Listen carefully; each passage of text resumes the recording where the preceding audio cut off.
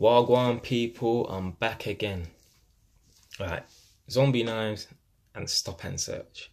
So a few nights ago, I was eating my dinner and I had my back to the TV screen and the news was on, and they said something about someone attacking someone in the street with a zombie knife. So automatically I've turned around to see what's going on the TV.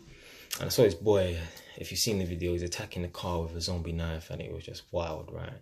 And I just turned around and I said, oh, he's going to prison. And then I was shocked. He got away with it. Well, he didn't get away with it fully. You know, he got community service and a tag and stuff, but he avoided prison. And I was shocked. I was absolutely shocked. Because I know, I'm from the road, right? I know people who used to carry small knives and they've gone to prison. And this boy was carrying this big, massive knife. I'm talking about, this knife was like this. It looked like something that Jason Voorhees would use, right? And he got away with it. Well, he avoided prison, right? And the problem I have with that is that may give other young, not just necessarily blacks, right, but other young black people, other young black people, the incentive to carry knives, because they think, well, if I come up with some bullshit story that I was kidnapped in the past, then maybe I'll get a lighter sentence for carrying a knife that's quite small, right? I should be able to get away with it. I'll take my chances, right? And it's wrong. It's wrong. It's wrong. Now, in terms of stop and searches, one of the news reporters made a comment about stopping more young blacks, and I totally agree with him. Stop them.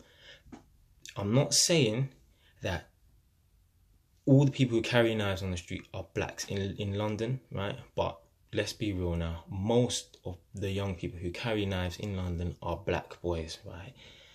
Black people might hate me for saying this. I don't care. We all know it's a fact, right? Stop, you know, trying to claim that, oh, the police are racist and stuff. They might be racist, but you know what? Ever, right? A lot of young black people carry knives, right? And the reason why the police are so hot and big on the stop and search is because it works. Because they know if out of 10 times they stop a group of young black boys, right, 7 out of those 10 times, they're going to find something, right? Either someone's got a knife, someone's got a gun, someone's got some drugs, or someone might have an outstanding warrant, or they probably breached their tag or something, right? So they know what they're doing, and they do it because it works, right? Now, unfortunately, that tarnishes other young black people who are not involved in that type of lifestyle with a bad reputation. They get stereotyped. It's happened to me plenty of times, but it used to happen to me more frequently when I was on the road, messing around, doing nothing with my life, hanging around on the street. The reason why you get picked up when you're on the street is because you're available to get picked up, right? I'm a big man now, right? I go to work, right? I get up in the morning, I go to work. I don't have time to be getting picked up from on the street. When I come home from work, I'm probably going to the gym or practicing my taekwondo. I'm doing stuff with my life, right? If I was hanging around on the road, I probably would get picked up, right? So, and I have been stopped and searched recently as well. Anyone who knows me, they know I like to ride my motorbike, right? Love my motorbike. Friday night is motorbike night. My motorbike has even got a name. I called my motorbike Matilda, right? So on a Friday night, I like to take my motorbike out for a ride. And I was down in Shoreditch, right? Now, my motorbike's really loud and it's really attractive looking as well, right? And I was behind the police. They were in a car, and we've the lights have gone green and we've drove off now. Now I'm behind the police and they've pulled over to the left, and then I've carried on riding, and then they've come straight behind me. Right then and there, I saw that. I knew it. They put their blue lights on and I knew it. They was going to pull me over. They pulled me over. As soon as they pulled me over, I turned the engine off, right? Play the game. I had to be compliant, right? Turned the engine off. The police lady got out of the car. And she was like, do you mind taking off the helmet so I can speak to you a bit better? No problem, miss. Took the helmet off. Talked to her for 2-3 seconds. And she was like, wow. She was actually shocked that I was so compliant. Do you know why? Because a lot of young black guys who get stopped by the police are not compliant, even when they're innocent. And it's just stupid. Listen, especially when you know you have got nothing to hide, play the flipping game. Stop being a nuisance to the police and giving them trouble. Yes, they're stopping us, right?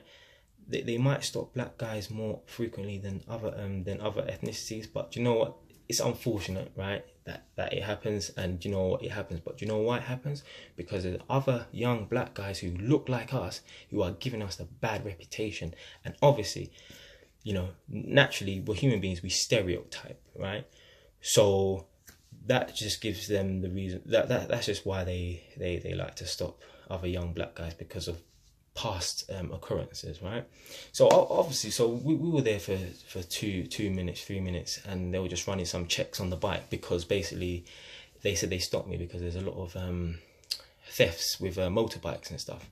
And I was glad that they stopped me, because they said the reason why they wanted to stop me, because it's quite an attractive looking bike. That could have been a theft. I could have been the person who stole the bike, and they was just stopping me to make sure that the bike's not stolen. And I was happy that they stopped me. You know, we had a quick chat, and then that was it, and I was off, right?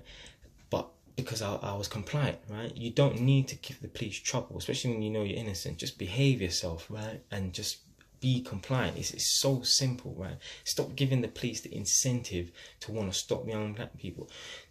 To give the police the incentive to stop young black people, right? To stop stopping young black people is to stop carrying knives and stop doing crime, right?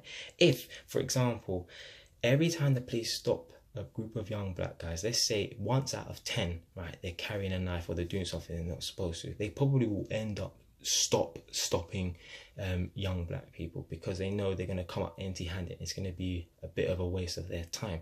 But with the stats now, you know, 7 out of 10 times, right, they're stopping people, and you know, they're coming up with a knife or a gun or something.